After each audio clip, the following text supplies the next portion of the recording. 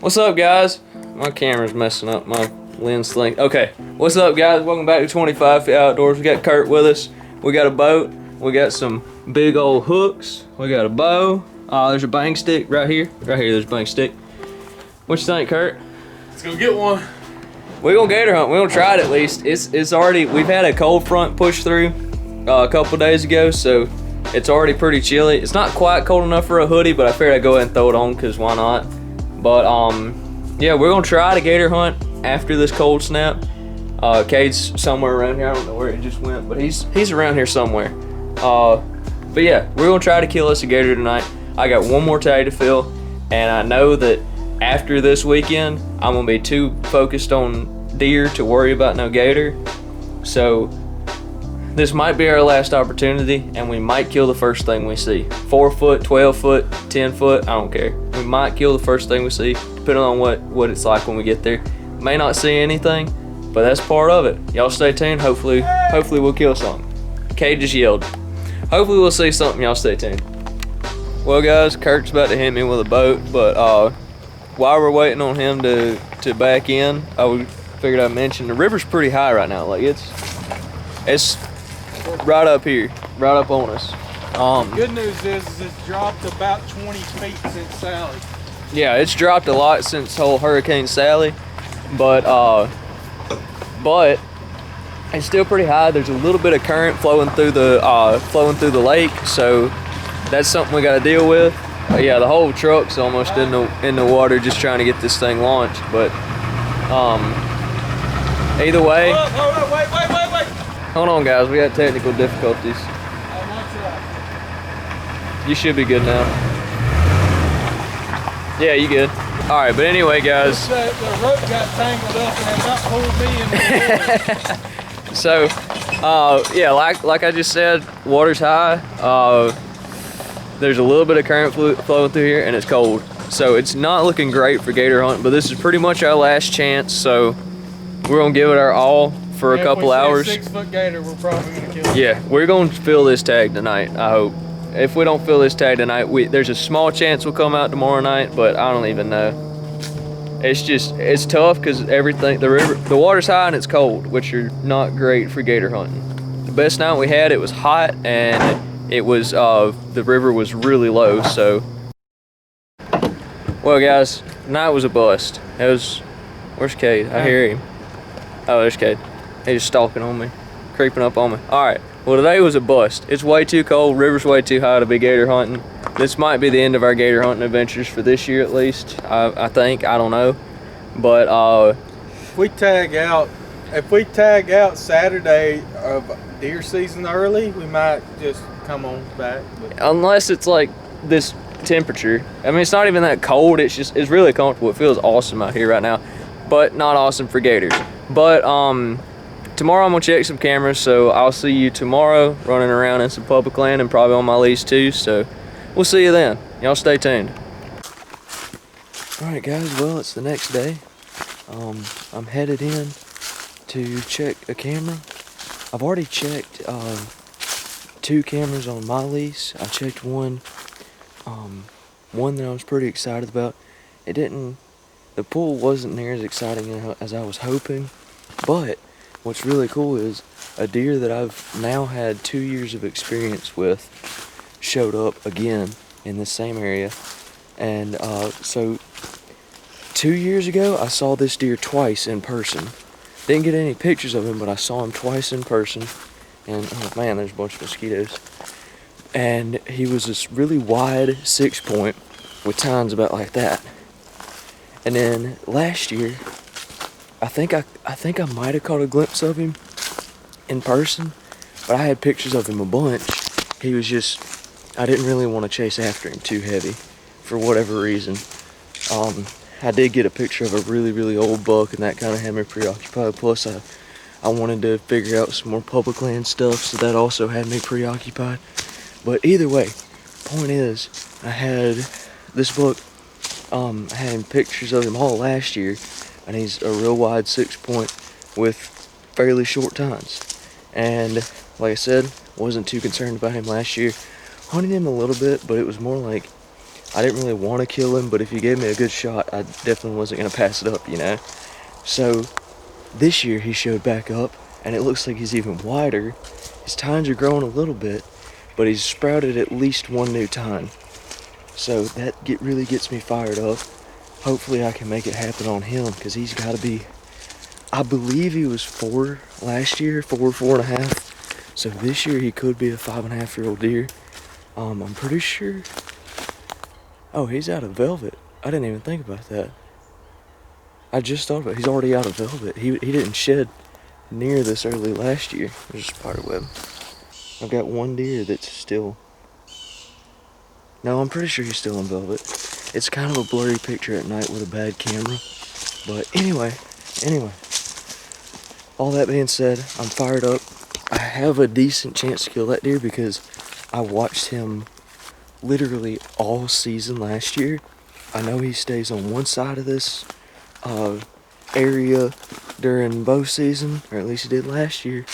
He stayed on one area of my club the entire bow season. I got daylight pictures of him pretty regular, and I feel like there's a chance I might can make it happen. A chance. And the other thing is, and I know like during the rut he's on a completely opposite side of this area. I'm fired up. I mean I've got a decent chance to kill that deer. Decent. I'm not gonna say it's a good chance. But I'm headed in right now. I know I've been doing a lot of talking, not a lot of telling you really what I'm doing. But I'm headed in to check this camera where spiderweb. I'm headed in to check this camera where, oh crap, I got a whole spider web hanging off my arm. If you saw in a recent video, not too terribly long ago, well, it's probably actually like over a month ago, I posted a video where I hung up a mock scrape, vine scrape in like August, and I put a camera on it, and I put my camera on video mode. This is actually going to be the only camera that I leave here back home this entire year. It's just, I really want to see the progression of this mock scrape throughout the year. I want to see if anything's checked already, and I'm very interested if something has as to what's in this area. The other field, if you remember that video, there's a field not far from here, and there's a field over here. The one closer to the road had most of the sign around it, but I wanted to get back off the road a little bit, and I'm iffy on whether or not that was a good thing or not. I think it'll be good in the long run, but maybe not right now. But the cotton close to the road hasn't even budded yet. Like I think it's probably bloomed, but the cotton bolls are still solid. They haven't even come close to defoliating it yet. This over here is also a cotton field, which, if you remember that video, not as good as peanuts, but it's still good. Looks like they might have just recently sprayed this cotton with defoliant. So,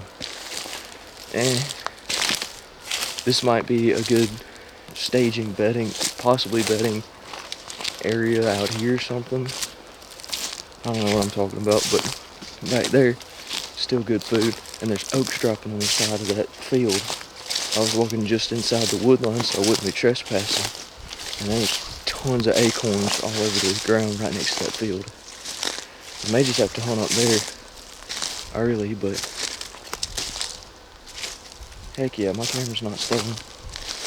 I want to first I want to show you guys and see what's up with this. Because like I said, I hung a vine scrape, like with a grapevine, made a mock scrape, and I'm very intrigued to see what all has happened to it. So let's go check it out and then pull the cord, and I'll see you guys back at the truck.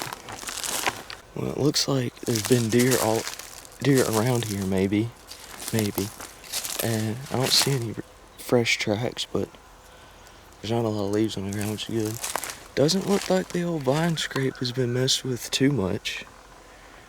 Maybe it has, I don't know. That right there will tell though. See you guys at the truck. This is pretty awesome. It might be in the middle of the night, but it's not a bad little buck for around here. Not very wide, but he's got some long tines, and looks like he's got a split brow tine. I hope we get more pictures of him. It's a big old buck right there. Look at their daylight too. Well, the carpool wasn't quite as exciting as I hoped, but thankfully we just confirmed that the old mock scrape will work. I had a couple different bucks come and check it out, and they were specifically keying in on that mock scrape thing, and I'm very interested to see what how it progresses through the season, because as soon as they start really scraping and making scrapes and all that, I feel like they'll hit it up quite a bit.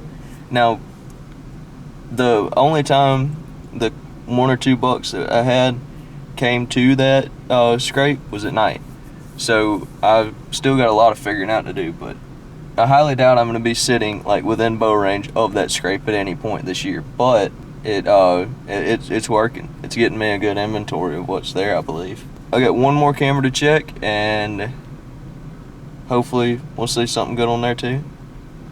Maybe. Alright guys, well I just realized that I forgot to finish this video of checking all my cameras and stuff back home. I made it back up to college. What I wanted to show you is what was at that last spot, and also talk a little bit about how I found some of these spots. So I didn't even think about it until like yesterday. All these spots that I've got good, like the one spot I have like 3 or 4 bucks on that mock scrape that I made, and I've got 1 buck on my lease that I've only got a couple pictures of, and then at this spot I never would have even thought to look there. But the way I found them was last turkey season. There was hardly any gobbles. The turkeys just weren't fired up during season. I don't know what the deal was, but turkey season was trash. And because of that, I did a lot of walking. I probably put in over 1.5 miles every single day that I went, almost. And I mean, some days obviously I was lazy and only walked like 100 yards and then went home. But most days I was walking, I was putting in the miles.